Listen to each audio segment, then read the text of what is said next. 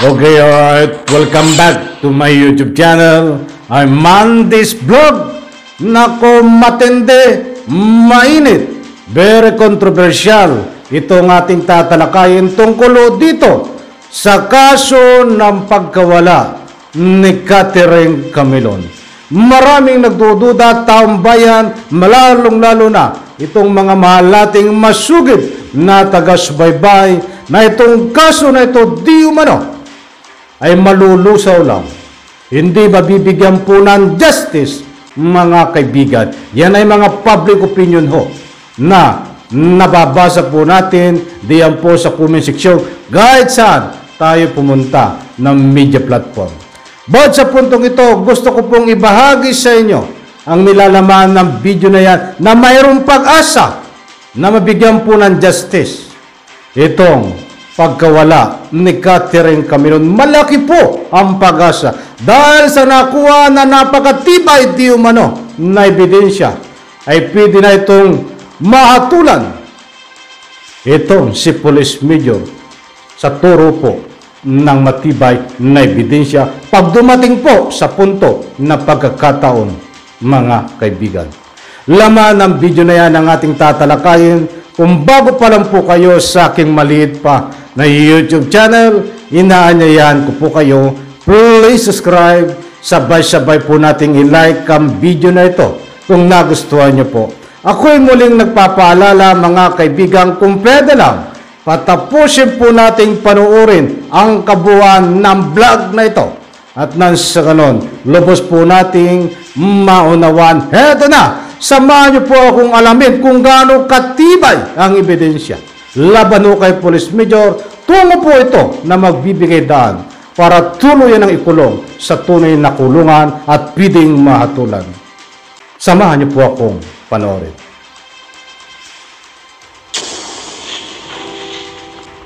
Kasi dito po, naintindihan natin yung pag-iingat ninyo dahil baka ito isampa ng piskal sa huwes tapos maging malabnaw ang ebidensya, kinalaunan, madismiss lang ito. But sa ngayon po, sir, ito pong hawak ng inyong iniharap na mga paunang ebidensya sa prosecutor, tingin ho ba ninyo kakaya ng tumayo ito para maiugnay kay Major Alan De Castro, pati itong mga text message na binabanggit po ninyo sa una ng mga panayam? Confident po kami, Manong Ted, no? Kasi meron po kami circular sa Supreme Court na 20. Bago namin sinampayan, na pag-uusapan po namin yan, na-analyze po namin kasama ang taga-DOJ. Bago po naman yung mga kapatid, ito ho muna, ito yung importante pong paksa dahil nga po tayo nakasubaybay sa kasong ito, mga kapatid. Ano ho, dahil dito po ang sinasabing umano'y sangkot ay isang alagad ng batas. Atin lang pong kausapin ngayon si Police Colonel Jacinto Malinaw Jr., ang Regional Chief po ng CIDG sa Region 4A dito po sa kaso nito pong isang model na ang pangalan nga po, mga kapatid, ay si Catherine Camilon, na simula pa po October last year ay nawawala. Magandang umaga po, Police Colonel. Magandang umaga po, Manong Ted at sa kay Miss Chacha. Good morning po. Sir. Opo, magandang umaga po. Maraming salamat po sa paggising ng maaga, no, para po makapanayam namin kayo dito po sa aming programa. Colonel, ano po yung latest update dito po sa kaso nitong beauty queen? Ano, mula pa noong Oktubre ay nawawala. Ang balita nga daw. So totally, sa ngayon wala pa tayong hawak na mag-uugnay sa ownership o paggamit nitong mga pangunahing respondent dito sa kaso, dito sa pulang SUV na ito. Wala po, Manong Ted, no? Kasi ang based dun sa as far as I can recall, taga Las Piñas NCR po ang last registered owner ng CRV. At siya po ay nag-execute ng affidavit at nagbigay naman po ng deed of sale. Opo. As for the vehicle, yun nga po yun. Pero yung sa owner, iba po kasi simpleng tao po at may trabaho po ang nakausap natin. Last na nga po 2003, hawakan niya sa sasakyan. Okay, sige po. So, but sa ngayon po, sir, ito pong hawak inyong iniharap na mga paunang ebidensya sa prosecutor, tingin ho ba ninyo kakaya ng tumayo ito para maiugnay kay Major Alan De Castro, pati itong mga text message na binabanggit po ninyo sa una ng mga panayam? Confident po kami, Manong Ted, no? Kasi meron po kami circular sa Supreme Court na 20. Bago namin sinampayan, na pag-uusapan po namin yan, na-analyze po namin kasama ang taga-DOJ. Doon pa lang may nakita na silang initially na may probable cause na pwedeng isampa. Kaya nga po naisampa natin itong kidnapping and serious illegal detention. Initially, in absence of the physical body, no? Or depende po kung i-consider nila yung dugo at buhok, that would comprise the corpus delicti ng kaso po. Okay, sige po. Kasi dito po, naintindihan natin yung pag-iingat ninyo dahil baka ito isampa ng piskal sa huwes tapos maging malabnaw ang ebidensya, kinalaunan, madismiss lang ito. Yun nga po, Manong Ted, yun naman po ang beauty ng Admin Order 20 ng Supreme Court. Mandating the PNP or law enforcement agency at saka DOJ prosecutors to jointly analyze the evidence at hand prior to the filing of the case po. Okay, sige po. So, meantime, yung pong dalawang John Doe dito, ano pong development? Ayun nga po, nahirapan po tayo sa ating research kung sino ang mga to. Hopefully, meron tong maitutulong si Jeffrey Magpantay. Tingnan natin kung ito ba yung nakakonsensya o anong motibo niya.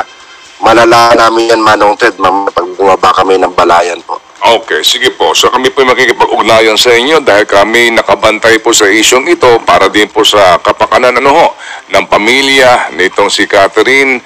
And of course, dahil po dito ay imbued with public interest ito kasi isa pong mataas na opisyal ng PNP ang nasasangkot po dito. Opo, Manong Ted, makaasa po kayo. Opo, salamat po na marami, Colonel. Thank you. Si Police Colonel Jacinto Malinaw Jr., ang hepe po ng CIDG.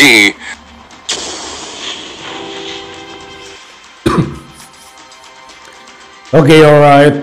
Shout out. Maraming salamat, Sir Ted Pailon, DJ Chacha. Ipaintulot muli ang paggamit ng inyong video clips. Kapag may pagkataon po tayo, suportahan din po natin yan, Sir Ted Pailon, DJ Chacha, Radyo 5. Okay, dito na po tayo matindi.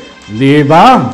Tayo po ay magbabase diyan sa rolling ng video na pinanood natin. Maliwanag ko na confident ang kinahukulan, ang mismo nag-iimbestiga dito, ang humawak ng kaso. Itong si Colonel Malinaw na sabi nga confident sila na ika nga po'y matibay ang kaso, matibay ang mga ebidensya laban dito kay Police Major at ang kasama niyo pa na si Magpantay, mga kaibigan. Matindi, confident, parang buhok lang na umaalon-alon confident, diba? So maganda ang pangitain yan. At siyempre maganda po na pakinggan. Lalong-lalo na po sa nanay niya ni Catherine Camilon, sa lahat po na sumusubaybay. Mga kaibigan, itanim po natin ito sa ating puso at isipan, ang binitawan ni Colonel Malinaw na confident sila na malakas po ang kaso, matibay ang ebidensya laban dito kay Police Major De Castro, mga kaibigan. Alam mo ho, pag sinabing competent, ay marami ang ibig sabihin yan. Yan po ang magdadala ng tuluyan pag dumating po ang araw, dahil ito po ay kaso na ika nga po ay mahaba pong oras, mahabang panahon ang tatakbuhin po dito. Sana ho, dito sa sinasabing confident, na ika nga po ay ang pananaw po ng ating mga nag-iimbestiga. Sana po ito ay maging bigay daan ng tuluyan po pagdating po ng ilang taon. Hindi po tayo magpaligoy-ligoy dahil matagal po itong ilang taon. Ay dumating po ng ilang taon, pagkalipas ng ilang taon, ay mapanood po natin sa social media nakaharap na may pusa si Police Major at kasama pang iba na sangkot dito na binabasa sa korte ng beyond reasonable doubt guilty sa kaso na sinampas sa kanila, mga kaibigan. Yan po sana ang dapat marinig po natin pagdating po ng ilang panahon, sapagkat mayroon po tayong batayan, kaya't tatalakay po natin to doon po sa binitawan ni Colonel Malinaw na napakatibay ng ebidensya at confident. Sana ho, ito ay isang punto de vista ko ho. Sana ho ay hindi natin mapanood ito pagkalipas ng ilang taon na ika nga po'y not guilty. Ibig sabihin not guilty, ika nga po'y napawalan sala, mga kaibigan. Sana po hindi po natin mapanood yan. But abangan po natin yan. Tayo po'y advance na ika nga po'y nagtatalakay tungkol sa patutunguhan itong kaso na ito dahil may pinangawakan po tayo dito sa mga binitawan sa laysay ni Colonel Malinaw na talagang matibay ang ebidensya, malakas, confident, dahil isa pa, ito ay pinagtulong-tulungan nila ng DOJ na ika nga po ay pag-aralan. Umaasa po tayo. Magandang balita. Congratulations sa umahawak po ng kaso na ito. Mga kaibigan, alam ko, nakuha nyo ang gusto kong ipunto dito. Ba't ang nakakalungkot pong isipin dito? Kahit pa sabihin na mahatulan ito, na ika nga po kung sino man ang kinasuhan dito, mga kaibigan, ang importante pong mahalaga dito ay siyempre ang katawan ni Catherine Camilon, kung ika nga po ito ba ay buhay pa o wala ng buhay. Yan po ang very important dyan. Ang important din po dito, kung ika nga tinago nila, ay makabalik po ng buhay. Bakit ko po nasabi yan? Sana po makarelate kayo. Magulang din po kayo. Isang anak nyo ho, habang walang proof na ika nga po ay walang matibay na katibayan na ito po ay wala ng buhay, siyempre hanggang sa huling sandali ay sasabihin nyo na makakabalik ng buhay itong si Catherine Camilon. Katulad din po ng aking pananaw, makakabalik po ito ng buhay, mga kaibigan, sapagkat wala po tayo pinangahawakan diba? Mismo ng kinauukulan ay siya walang official statement na ito'y wala ng buhay o buhay pa. Siyempre, katulad ng nasabi ng magulang ni Catherine Camilon, sila ay malaki ang pag-asa na ito ay makakabalik po ng buhay. Alalahanin po natin sa kaso pong illegal detention, sa kaso pong kidnapping, hindi po pinag-uusapan diyan ay kung pinaslang o kinitilang buhay.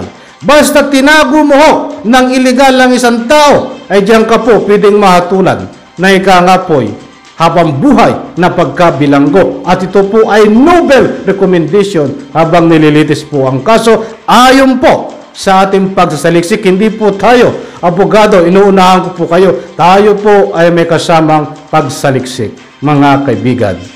So mga kaibigan, sana ho ay naunawaan nyo itong ating pagtatalakay at marami po ang nagtatanong, marami ang nag-aabang dito sa ika nga po ay ginanap na hearing. Hindi po natin alam kung natuloy ang hearing at umasa po kayo kung ano man ang kaganapan ng latest update na ginanap ngayong hearing January 17. Bukas na bukas ay maghahatid po ako sa inyo na latest update tungkol po dito, mga kaibigan.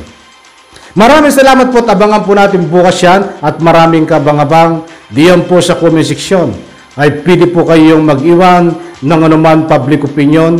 Yan po ay huwag po kayong matakot magbigay. Karapatan nyo po magbigay ng mga public opinion bilang suporta sa nga po'y magulang nitong ni Catherine Camilo. Na basta't umasa po tayo hanggang walang proof na nga po ito wala ng buhay, ipanalangin po natin na ito po ay buhay na makakabalik bilang suportaho dito po sa nanay, kapatid, tatay, mga mahal sa buhay ni Catherine Camilo. Maliwanag po mga kaibigan ha, hindi po tayo nagpapakalat ng fake news.